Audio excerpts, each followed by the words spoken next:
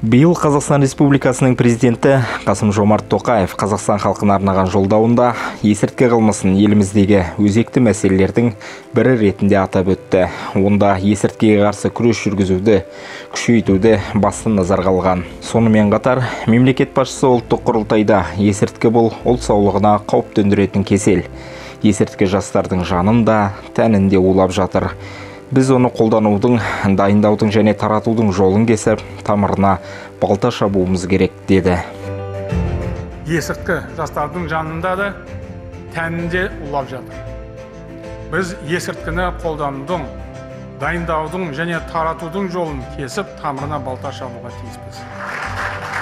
Үшарал гарнизоны әскери полиция бөлімінің анықтау және іздестіру бөлімшесінің бастығының міндетін уақытша атқарушы майор Нұржан Келісұлы осы талаптарды орындау мақсатында Үшарал гарнизонының 40-398, 01-852, 15-701 екі әскери бөлімдерінің әскери қызметшілері мен нашақорлықтың алдын алу бағытындағы профилактикалық іс-шара өткізді.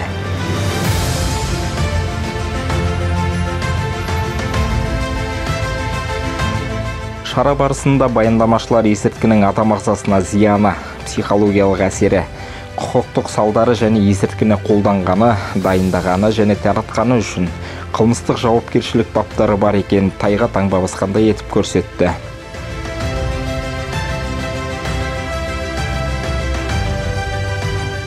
Іс-шара соңында 2023-2025 жылдарға арналған есірткі бизнесіне қарсы күрестің ведомствоаралық ауқымды кешенді жоспары талқыланып, Үшарал гарнизоны әскери полиция бөлімі құқық қорғау органдарымен бірлесе отырып, Үшарал гарнизонында нашақорлыққа қарсы қатал күрес жүргізілетін жөнінде әскери қызметшілерге жеткізді.